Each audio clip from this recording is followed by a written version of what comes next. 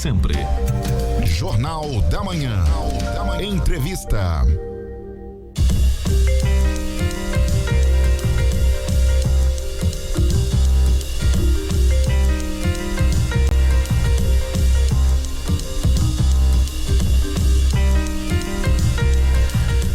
Sete horas mais 36 minutos, 7h36. Bom dia para você. Vamos falar hoje de um dos temas, e já estamos numa altura de 2023, né? Já entrando para a reta final do ano, afinal de contas, estamos há 4 meses, pouco mais de 4 meses, no início de agosto. Vamos saber como anda o cenário do setor de transportes brasileiro, desafios, expectativas enfrentadas até aqui em 2023. Vamos analisar a partir da perspectiva da nossa região, conversando com o empresário do ramo, Márcio Morgan, que está aqui no Jornal da Manhã Entrevista, e a gente vai tentar, à medida do possível, chegar ao máximo em várias áreas, para tentar entender como a nossa economia local principalmente anda. Hoje a gente começa nesse setor de transportes, o Márcio com muita experiência que tem, inclusive trabalhando fora do país, né?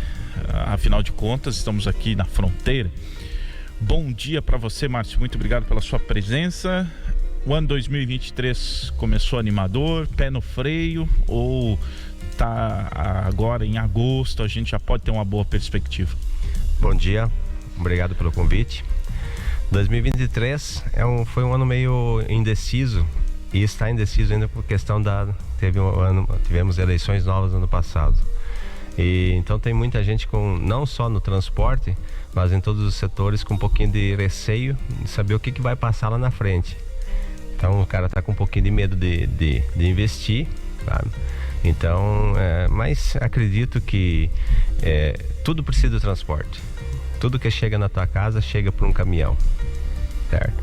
Então toda mercadoria, tudo que é produzido, em algum lugar ele precisou do caminhão para chegar até a tua casa.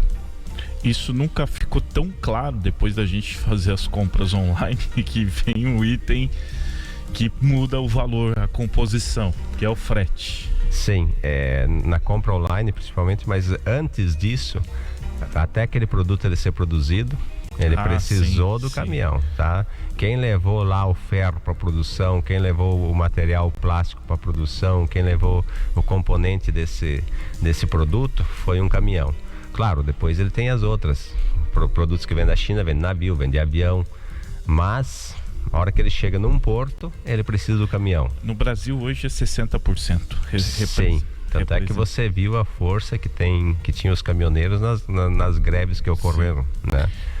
Ali quando eu me referi das compras online, eu só queria dizer assim que foi a primeira vez que talvez as pessoas realmente olharam, falaram no contexto frete, porque os outros produtos ele vem embutido, a gente recebe um impacto da inflação desse produto quando tem um aumento lá no início da cadeia do combustível, que é o que vocês passam, né? Desde o aumento, por exemplo, no petróleo cru, né? Interfere na produção de pneus, interfere na produção de algumas peças que necessitam, interfere na questão diretamente no combustível, que talvez seja o maior impacto. Enfim, queria que você colocasse também esses pontos assim que... E aí um detalhe, né, que você diz da cadeia de transportes, hoje no Brasil 60% é caminhão. Aí depois vem ferrovia, depois vem aéreo, depois vem marítimo. Sim, mas igualmente a ferrovia ela precisa do caminhão. Tá? Então você pega, por exemplo, tudo tem, que nem você falou, desde o Mercado Livre até o outro tem o custo do frete. Por exemplo, a produção da soja hoje, para o cara plantar a soja dele, o que ele precisou? Primeiro ele tem que trazer o calcário de caminhão, tá? Seja que venha de Porto, venha das nossas mineradoras brasileiras, tá? O adubo é a mesma coisa. O adubo, ele antigamente vinha tudo de fora. Hoje não, hoje já estamos com bastante fábricas no Brasil que diminuiu bastante a quantidade de importação do adubo, tá? Mas tudo precisa do caminhão, tá? Aí chegou aqui, você largou num centro de distribuição aqui, numa empresa de grãos, de uma fornecedora de produtos, né? Precisa do caminhão para fazer a entrega, tá? Aí depois lá novamente lá na frente também, o cara faz o plantio, na hora que ele vai colher, ele precisa do caminhão, tá? Então aí o que entra nisso? Aí já entra os custos. Então quer dizer, conforme está o preço do óleo diesel, você tem um custo de frete. Outra, o frete, ele tem um custo, ele funciona muito pela lei da oferta e da procura.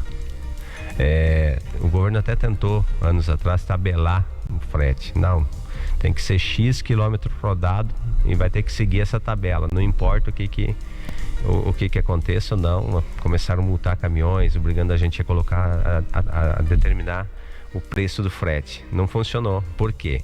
O custo, por exemplo, para mim levar uma carga de frango hoje daqui da nossa região, uma carga de caminhão frigorificado para o Nordeste, o frete é 25 a 30 mil reais, tá? O caminhão chega lá, ele descarregou o frango lá no Nordeste, ele tem que voltar embora, certo? O que vai carregar no Nordeste? Ele pode achar alguma coisa de fruta, mas a maioria volta com o quê? Com sal, tá? Aí qual que é o custo de 1 quilo de sal? Então o cara vai ter que voltar lá do Nordeste com um frete de 10, 12 mil reais. Ele volta com 50% do valor que ele subiu, tá? Aí daí tu me diz, como é que eu vou pagar 25 mil numa carga de frango e você pagar 25 mil numa carga de sal de lá pra cá? Então já não funcionou, tá? Por quê? Porque é justamente por essa lei da oferta e da procura. E assim nós temos aqui na fronteira também, não só na fronteira, mas em todo o Brasil, é a época da safra, né? Então quer dizer, na época da safra o preço do frete vai lá em cima. Por quê? Porque tem demanda, tá? Chegou na outra época que não tem safra, já sobra caminhões. Hoje mesmo, hoje tá todo mundo correndo atrás de caminhão, falta caminhão para puxar o milho da lavoura para o silo, tá? Por quê? Mas daqui 15 dias já tá sobrando. Nós temos mesmo hoje frete para tirar do Paraguai, grãos para tirar do Paraguai para trazer para o Brasil, não temos caminhões. Os caminhões estão tudo na safra, sabe? Então tem que esperar agora passar essa colheita do milho para daí voltar ao normal. Então quer dizer, todos têm a época de ganhar dinheiro. O motorista, a época dele ganhar dinheiro é na safra, tá? Então é muito, por isso que eu te digo, tudo depende da demanda, da oferta e da procura. Tem alguns desafios, né, nesse aspecto, que a safra foi um dos pontos citados positivos, né, que tem, mas realmente é uma pequena janela ali que tem uma demanda grande. Mas e os trechos, as estradas hoje, como estão? E tu pode citar alguma rota que você faz normalmente? Às vezes que vai para Paraguai, ou vai para Argentina, ou desce um pouco mais? Nós trabalhamos, a gente tem as filiais da empresa, temos 10 filiais no Brasil, então a gente atende praticamente o Brasil inteiro, menos Manaus, que é um pouquinho complicado, porque sempre depende de balsa, então quando é frete Manaus a gente não faz. Mercosul nós fizemos, Bolívia, Argentina, Paraguai e Chile, tá? Ele é o frete internacional, ele é um pouquinho mais complicado, porque não é qualquer caminhão que pode entrar lá fazer esse frete. Você, por exemplo, se você tem um caminhão, você não consegue buscar uma carga no Paraguai, você depende de uma transportadora. Você tem que agregar esse caminhão. Aqui na fronteira a gente fala permissionar. Você tem que fazer o permício com uma transportadora, fazer de conta que esse caminhão está trabalhando para aquela transportadora. Então a gente nós temos muitos agregados aqui na região, a gente faz essa documentação para eles e deixa eles autorizados a fazer esse transporte. Mais o Paraguai. A Argentina ela sempre foi um país... A Argentina já foi rica, né? Foi a quinta economia mundial. Se você for lá dentro, aqui na fronteira é diferente um pouquinho, mas se você for lá dentro você vai ver como eram ricos, cidades bonitas. Você chega ali naquele Rio Paraná que você vai de caminhão, você passar o Rio Paraná, você ir a Buenos Aires, você passa por baixo do rio. Você tem um túnel para cruzar o rio. Então tu pega e vai analisando uma Argentina, quanto investimento que esses caras não tiveram. Por quê? Porque eram riquíssimos. Aí a política acabou quebrando eles, tá? Então o que é hoje? Hoje os países fortes aqui na América, quem é? Uruguai. Nós temos bastante comércio com o Uruguai. Paraguai, que o Paraguai sempre se manteve atrelado meio que ao dólar, a economia deles, então também. E o Brasil, né? Os demais, a Bolívia também não se pode, é um país que está bem bem estruturado. Então a gente também tem bastante comércio com eles, tá? Agora a Argentina não. A Argentina, praticamente a gente só importa. A gente só traz mercadorias de lá. Daqui para lá é muito pouca coisa que vai. Alguma coisa de papel, tá indo, papel que eu digo é celulose, né? Tá indo, e peças de carro, que é essa triangulação de leva a peça daqui, monta o carro lá, depois traz o carro para cá, para fugir dos impostos aí do Mercosul, né? Mas de lá para cá vem bastante coisa, arroz, alho, outro dia trouxemos tomate, vem bastante minério, né? Antigamente vinha batata, a batata hoje está vindo ela já pré-cozida, já vem ela em câmara fria, algum tipo de celulose vem de lá para cá também. Então eles dependem muito do Brasil, e automaticamente nós temos bastante frete de lá para cá. Paraguai não, Paraguai você já leva e já traz. Paraguai você já entra com geladeira, você já entra com adubo, você já entra com bebida, e de lá você sai com grão, eles estão também com uma boa industrialização lá também. Paraguai é um país em ascendente, né? Sim, em ascensão. Eles estão, e que nem eu te digo, eles sempre manteram ali um paralelo ao dólar. Então, por isso que eles estão sempre vivos no mercado aí. É interessante, né, a gente pegar esse aspecto. E os desafios da estrada hoje, as condições das estradas, principalmente no Brasil, ainda é um tabu? O Brasil, o problema é roubo. Nós temos muito problema de roubo, certo? Hoje e a impunidade. O cara rouba a tua carga, você não pode nem acusar ele, certo? Ele falsifica uma carga tua. Nós tivemos um problema com cargas aqui de um cliente nosso. O cara carregou lá embaixo adubo, chegou aqui com calcário, certo? No meio da estrada ele trocou o produto, deixou só uma cobertura lá de adubo, tá? E você acha que alguém foi preso, alguma coisa assim? Nada, tá? Que loucura isso. Sim, então quer dizer, hoje, para você ter uma ideia, nós fizemos alguma coisa de Rio de Janeiro, nós transportamos alguma coisa de Rio de Janeiro, uma carga sem valor. Por exemplo, hoje nós estamos levando para o Rio de Janeiro, a gente está levando suco, está levando extrato de tomate, amido. Agora, cargas com determinado valor, Rio de Janeiro, a gente não leva. Por quê? Tem seguradora que, para você ter uma ideia, nem deixa você atender Rio de Janeiro, certo?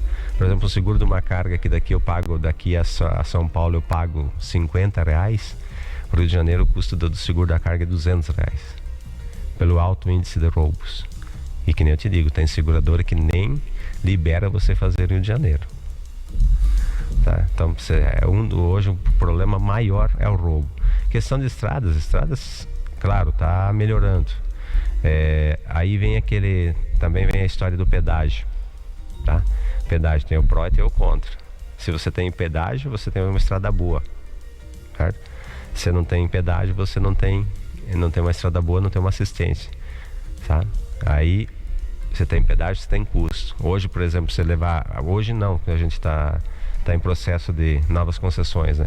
Mas o custo de uma saca, se você colocar em saca de soja hoje, você levar uma saca de soja ao porto, hoje está com a questão do frete, está em questão de R$8 para você levar uma saca daqui até no porto.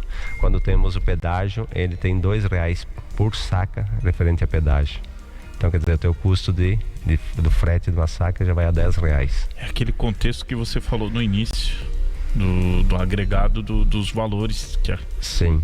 E é o que representa o óleo diesel também. Se o óleo diesel, tu tiver o óleo diesel um preço bom, você tem um X frete. Agora, se o teu diesel foi lá para R$7, R$8, automaticamente você tem que repassar. Eu repasso o custo do frete para o meu cliente. O que meu cliente tem que fazer? Ele tem que jogar em cima do produto dele, tá? Ele aumentou o produto dele, a consequência vai vir lá no mercado. Vai ter aumento lá no mercado. É interessante a gente pensar porque já faz algum tempo que a gente está discutindo e aguardando, já está listado tudo isso, né? Questão dos pedágios aqui e daqui a Paranaguá são 10 ou 11? 11 pedágios, né? Daqui até o Porto de Paranaguá. Ou seja, eu sempre achei diferente assim, né? A diferença de valores que tem locais, eu não sei se é tão especial assim, que tem dentro do próprio estado com um valor muito diferente, né? O nosso aqui sempre foi um dos mais caros, né? Nós temos 3 praças que eram caríssimas, que é a nossa aqui, a de Paranaguá, na descida da serra, depois quando você sai ali em São José dos Pinhais, e tínhamos uma lá em Jacarezinho, em Santo Antônio da Platina, na divisa com São Paulo. Então o que acontece? É uma disparidade, né? Argentina, você vai lá, você vai andar 100 km na Argentina, você não gasta R$2 de pedágio, e as estradas deles bem conservadas, tá? Aqui no Brasil, que a gente tem aquela mentalidade do superfaturamento em tudo, sabe? Então não tem lógica. Daí uma praça, por exemplo, a nossa última vez que chegou a 18,30, sabe? Onde que você colocasse aqui para você ir a Foz e voltar, vamos dizer que pagasse R$5 para ir, 5 para voltar, era um preço justo. Hoje, para ir para Foz, nesse último valor que estava ali, não depois daquela redução que teve, né? Mas no valor integral, você poderia ir para Foz, andar, passear lá na cidade à vontade e voltar. O custo do pedágio era maior do que do teu combustível. Ele chegou a 18,30, depois com aquela redução lá veio para 15 alguma coisa. Quase R$50 para ir voltar. Você pagava R$30, R$40 para ir em Foz e voltar. Então, gastava mais de pedágio que o combustível. Então daí você coloca isso num caminhão que hoje está aí com 9 eixos. Pega 9 eixos de um caminhão, 7, 9 eixos. Então para você ver um frete, chega aí calcular frete de motorista, quando ele chegou em casa em uma viagem com R$4.000 de pedágio, num giro dele de 15, 20 dias. Que coisa. Traz um pouco de apreensão o pedágio, o retorno da cobrança das tarifas? Como eu te digo, aqueles dois lados, né? Você tem estrada, mas tem custo, e tudo é repassado. Isso aqui é uma cadeia. Tem um reflexo. Só que a nossa logística brasileira, ela mudou bastante. Nós estamos o Brasil é grande, mas ele tem uma boa logística. Pra você ter uma ideia, uma vez o pessoal que estava lá no Mato Grosso, lá em cima, no Pará, aquelas regiões lá, eles eram o fim do mundo. Isolados, tá? O que acontecia? O soja deles ou descia para Santos, ou descia para Paranaguá, tinha que vir aqui para baixo a produção. Hoje eles estão mais perto do porto do que nós, né? Com a saída dos portos lá de Itacoatiara, de Miritituba, no Pará, saiu então, e agora tem um porto em São Luís do Maranhão, está aqui no Maranhão. Então eles estão mais próximos para escoar a safra deles do que nós aqui embaixo, sabe? Então a logística, ela melhorou bastante. A Ferrovia Norte-Sul também ajudou bastante. Aqui nós temos a ferrovia que vem até Cascavel. Ela não deve vir para nós aqui, não vai compensar eles trazerem essa ferrovia para nosso lado aqui. A Foz do Iguaçu não deve vir. Não acredito que vai fechar a conta desse investimento, porque eles vão querer levar para o Mato Grosso. É bem melhor eles levar uma ferrovia para Dourados, que é um centro produtor, do que trazer para a Foz do Iguaçu, que é um fim de linha. Então, quer dizer, a gente, tanto no marítimo como no ferroviário, cresceu muito o Brasil, com esses portos novos, com essas ferrovias novas. Para a gente finalizar a nossa entrevista, às 7h mais 55, estamos recebendo o Márcio Morgan, empresário no ramo de transportes. É uma das nossas sequências de entrevistas para a gente conhecer um pouco da economia do país, mas com reflexo aqui na nossa região, né? Com os nossos empresários, como que contou um pouquinho para a gente como é essa luta diária, o que vem enfrentando, que tem coisas assim que a gente fica chocado, né? Porque às vezes a gente vive numa bolha e não percebe, né, o tamanho da situação. É isso que você comentou sobre ir para o Rio de Janeiro levar carga. A gente está falando das cidades mais importantes do país, né? Então é realmente algo assustador. Mas para finalizar a nossa entrevista, a perspectiva, na tua opinião, como empresário, agora já dá para ter um recorte do que vem por aí, e enfim, o que a gente pode esperar da nossa economia e principalmente no teu setor? Cara, não se pode ser pessimista, mas também não tenho otimismo nenhum. Acredito que deve manter-se assim pelos próximos tempos, tá? Por quê? Nós estamos com muito caminhão no mercado. Não só no caminhão, você pega aí as fábricas já estão dando férias coletivas porque está com excesso de produção de carros, está com excesso de produção de coletadeira, está com excesso de produção de caminhões, tá? Então vai dar uma freada, deve se frear um pouquinho, tá? Outra, a tendência é baixar. Pra você ter uma ideia, hoje um caminhão novo é 800 mil reais. Nossa. Tá? Aí você vai botar um caminhão de 800 mil mais uma carreta de 200, 300, dá mais de 1 milhão. Mesmo preço que o pessoal paga numa coletadeira, mais 2 milhões, 3 milhões, tá? Então, quer dizer, é um investimento alto e o risco é muito grande. Aí como é que eu vou mandar um caminhão meu para o Rio de Janeiro de 1 milhão de reais? Não, a gente hoje estamos terceirizando bastante, tá? Aí outra coisa no transporte, você tocou o telefone de noite, pode contar que é algum BO. Ou o motorista tombou o caminhão, ou roubaram ele, ou saquearam a carga. Então isso aqui, o transporte ele tem as dificuldades dele. Muito bem, 7h mais 57. Em uma vinheta, a gente vai falar de esportes. Só para abrir um parêntese, aqui fica a extensão do convite para a gente participar no Em Dia com Esporte, 12h30. Pode ser ainda essa semana, mas porque as meninas do São Miguel Futsal estão em terceiro, encaminhando para a classificação entre as 4 melhores do estado na Série Prata. Antes de eu ser transportador, eu fui professor de educação física. Então a gente sempre tem aquele pouquinho de gosto pelo esporte, um pouquinho bastante. Você está dirigente da equipe? Eu estou em Itaipulândia hoje. Nós estamos na Itaipulândia e eu ajudo a Andréia no futebol feminino aqui. Tem a minha menina que joga, então também sempre junto acompanhando elas no feminino. E o feminino ela tá com um trabalho muito bonito, tá? Tá trabalhando, na verdade sempre foi uma menina esforçada, André. E um trabalho muito bom esse ano. E estamos em terceiro no Paranaense. Jogamos sábado, ganhamos em Guarapuava aqui em casa, 3-1. E agora vamos classificar-se, tem mais 2 rodadas para classificar 4. E acredito que dá até para chegar a um título paranaense aí de futebol feminino. Uma coisa inédita para São Miguel. Olha que da hora, além de conseguir esse acesso para a Série Ouro. Bom, em 1 minuto, virando em uma vinheta, vamos falar de Campeonato Brasileiro que aconteceu nesse final de semana. E aproveitando a extensão, hoje tem reunião do Campeonato Municipal de Futebol 7. Atenção para as equipes. Vamos lá, em uma vinheta. Jornal da Manhã.